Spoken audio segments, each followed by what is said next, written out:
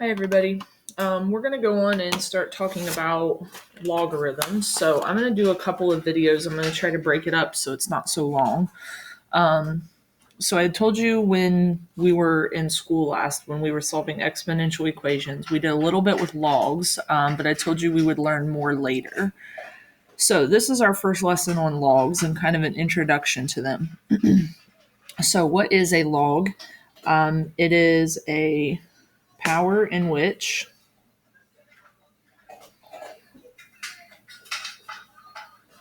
a number must be raised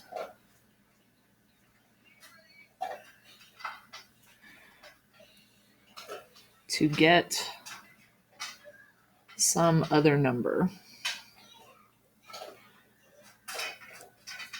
So, for example, if we have log base 2 of 32, and that's how we read that. We read that as log base 2 of 32.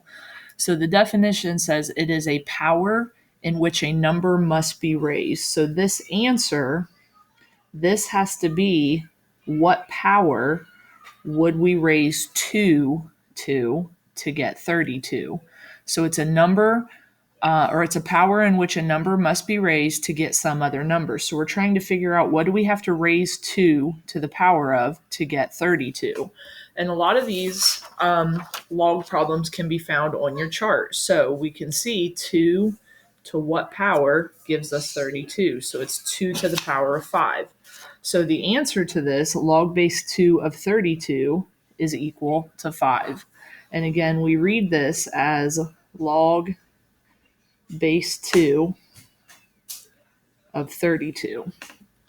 Okay, so one of the things that we're going to need to be able to do is switch between exponential and logarithmic form. So this is considered logarithmic form. So I'll go ahead and use this one as an example. So my logarithmic form is log base 2 of 32 equals 5. Now, what we want to be able to do is switch back and forth between these two. So the way that we figured out the answer to this one is we knew that 2 to the power of 5 equals 32. And this kind of helps show you why logs and exponents go hand in hand. For example, when we were solving exponential problems, we used logs to solve an exponential. The log is the inverse operation of an exponent. So my exponential form is 2 to the power of 5 equals 32. So, like I said, we need to be able to switch between these two forms. Now, there's kind of a funny little phrase that we can use to help us remember the order that things have to go in over here. This one is easy. This makes sense because we know 2 to the power of 5 is 32. So, what you can say is logs are your bay. So, in this case, we label it like this. Logs are your bay. So this stands for base, answer, exponent. So when we come over here to our exponential form, we have a base of 2, an exponent of 5, and an answer of 32. So if you remember to use bay, base, answer, exponent. And sorry if my kids are loud, guys. So logs are your bay. So that's always kind of funny. So you can remember that to change your form. Okay, so what we're going to do now is look at a couple of examples where we have to convert back and forth between these two forms. So I'm going to leave the forms written up here. So this one is in exponential form. So when we write this out, you can always kind of start with this template that looks like this.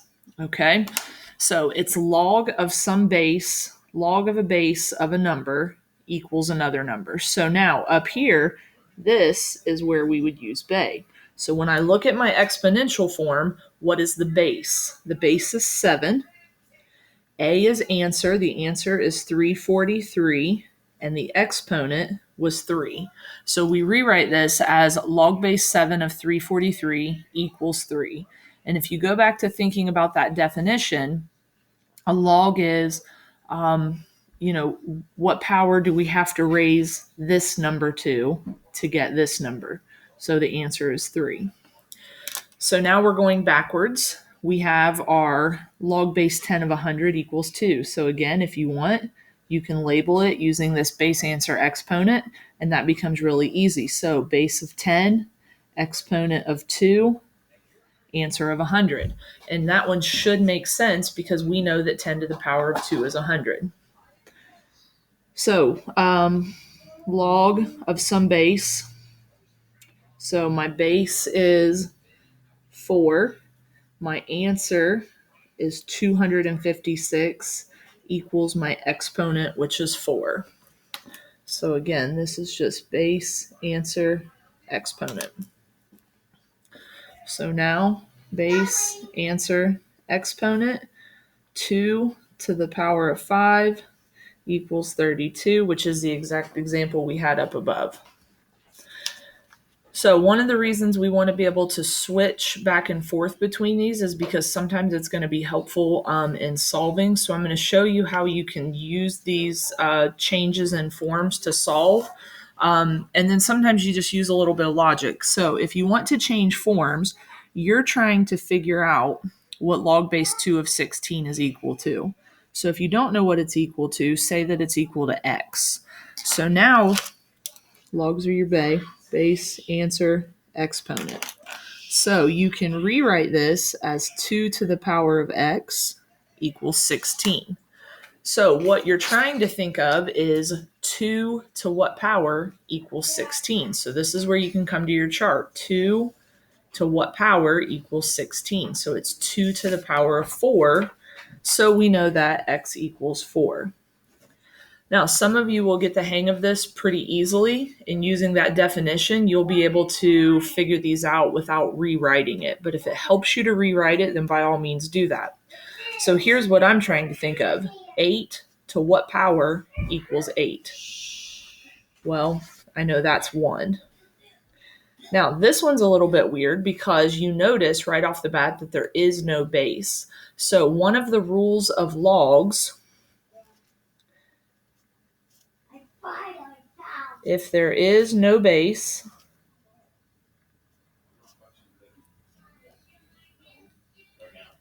we assume it's 10. Okay, so if there is no base, we assume it's 10. So as soon as you see a log with no base, we assume it's 10. So I'm going to go ahead and write this in. So again, you can either rewrite it base answer exponent. So that's 10 to the power of x equals 100. So then you can just use a little logic. 10 to what power equals 100? Well, we should know that 10 squared is 100. So x equals 2. And again, guys, your chart comes in really handy for this. So here I'm trying to look at 6 to what power equals 7,776. So 6 to the power of 5 gives me that answer. Okay, 11 to what power equals 1,333? 11 to the power of 3. And the last one, 7 to what power equals 49? So that's 7 squared is 49. So x equals 2.